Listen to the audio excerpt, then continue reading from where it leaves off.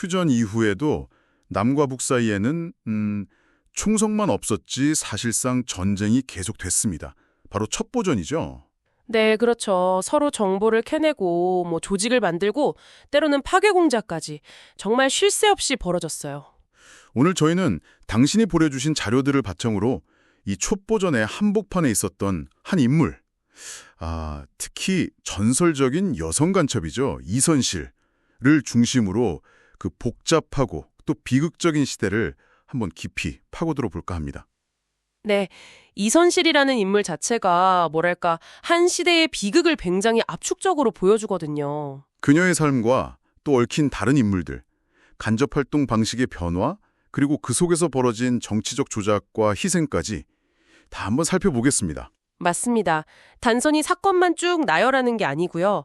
이선실이라는 사람의 삶, 그 궤적을 따라가면서 정수일이나 진원방 같은 다른 인물들 이야기, 또 중부지역당 사건, 수지킴 사건, 이런 전혀 다른 성격의 사건들이 어떻게 연결되는지 그 고리를 찾아보는 게 중요할 것 같습니다. 네, 왜 이들의 이야기가 오늘 우리에게도 의미가 있을지 그 맥락을 짚어보는 거죠. 바로 그겁니다. 맥락이죠. 자, 그럼 이선실, 본명은 이화선이라고 했죠?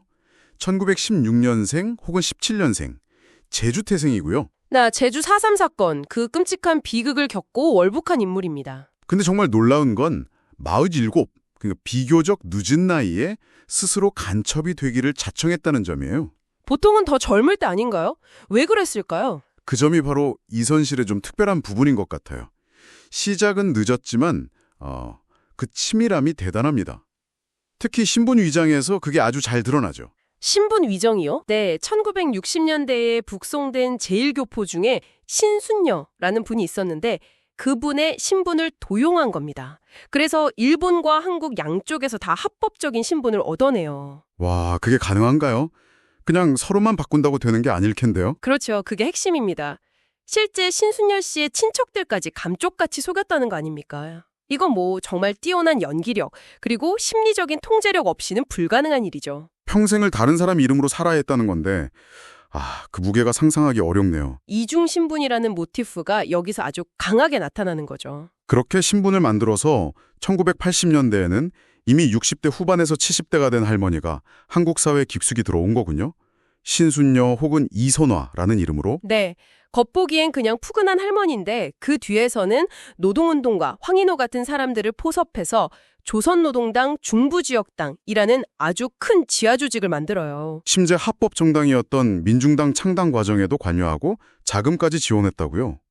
정말 대담하네요. 당시 안기부에서도 뭔가 거물급 간첩이 활동하는 것 같다는 낌새는 챘지만 그 배후가 70대 할머니일 거라고는 전혀 상상도 못했던 거죠.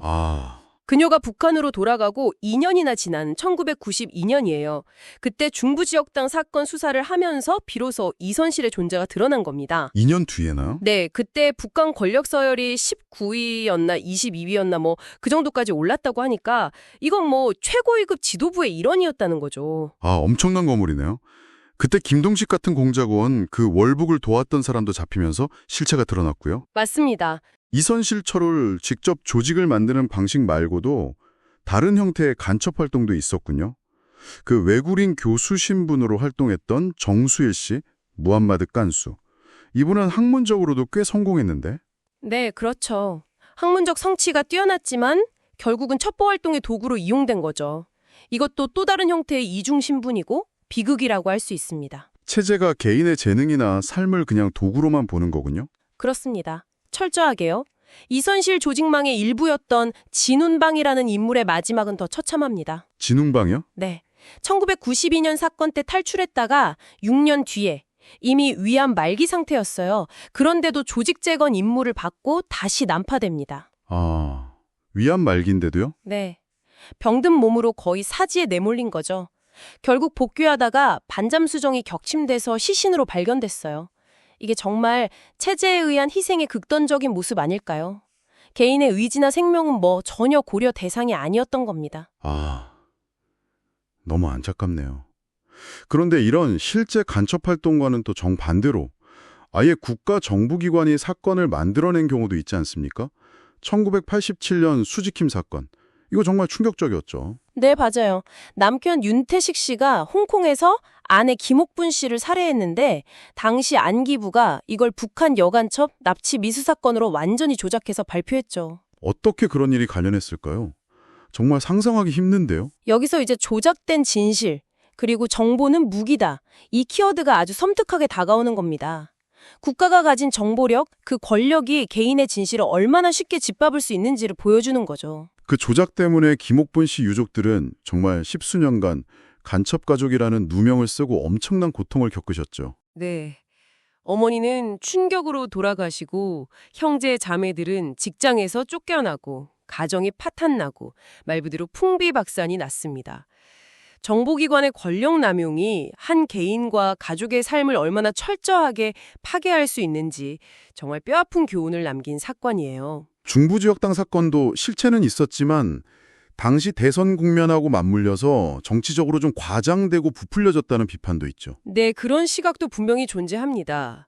정보가 어떻게 정치적인 무기로 활용될 수 있는가, 그걸 보여주는 또 하나의 사례라고 할 수 있겠죠? 자, 다시 이선실 이야기로 돌아와서요. 1990년에 북한으로 돌아가서 공화국 영웅 칭호까지 받았습니다. 최고의 영예를 아는 것처럼 보였는데 그녀의 마지막도 순탄치 않았다는 이야기가 있더라고요. 네, 여기서 또 다른 비극, 그리고 아이러니가 등장합니다. 일부 대북 연구기관에서는요, 그녀가 1990년대 말에 있었던 심화조 사건이라는 대규모 내부 숙청 과정에서 희생되었다고 보고 있습니다. 심화조 사건이요. 숙청? 네. 김정의 체제를 강화하는 과정에서 벌어진 아주 잔혹한 숙청극이었는데 이선실이 개혁적인 성향을 보였다거나 아니면 김정일의 여동생 김경희와의 권력 다툼에 휘말려서 결국 미제 간첩이라는 누명을 쓰고 고문 끝에 사망했다는 설이 있는 거죠. 아니, 평생을 충성했는데 미제 간첩이라뇨? 물론 2000년에 간암으로 병사했다는 공식 발표도 있어서 진실은 아직 불분명합니다. 하지만 평생을 바친 체제로부터 버림받고 비극적인 최후를 맞았을 가능성이 제기된다는 것 자체가 체제에 의한 희생의 또 다른 단면을 보여주는 것 아닐까요? 그런데 아이러니하게도 사후에는 복권돼서 애국 열사령에 묻혔다고요? 맞습니다. 그게 참 아이러니죠. 이선실을 둘러싼 이야기들을 들어보니 이게 단순한 스파이 스릴러가 아니네요. 정말 한 개인의 기구한 삶, 냉전 이데올로기의 대립, 국가 권력의 어두운 그림자, 그리고 그 속에서 사라져간 수많은 사람들의 이야기가 다 겹쳐 보입니다. 그렇습니다. 이선실, 정수일, 진웅방, 그리고 조작된 사건의 희생자인 수지킴, 김옥분 씨까지. 이분들의 삶은 우리에게 충성과 희생이란 과연 무엇인지, 또 진실의 무게는 어떤 건지 계속 묻고 있는 것 같아요. 이중 신분 뒤에 감춰졌던 고독과 불안, 조작된 진실이 남긴 그 깊은 상처들, 체제에 의한 희생의 냉혹함, 그리고 정보가 무기가 되어서 개인을 파괴했던 과거. 이걸 우리가 어떻게 기억해야 할까요? 네, 생각해 볼 지점이죠. 정보가 넘쳐나는 오늘날 과거의 이런 사건들이 우리 사회의 민주주의나 인권에 대해서 던지는 경고는 여전히 유효하지 않을까 싶습니다. 오늘 우리가 함께 들여다본 이 이야기들이 여러분에게도 이 정보가 넘쳐나는 시대의 진실을 분별하는 눈, 그리고 인간의 존엄성에 대해 다시 한번 생각해보는 작은 계기가 되었으면 합니다. 어쩌면 이건 단순히 과거의 이야기가 아니라 오늘 우리 사회에 여전히 유효한 질문을 던지고 있는지도 모르겠습니다.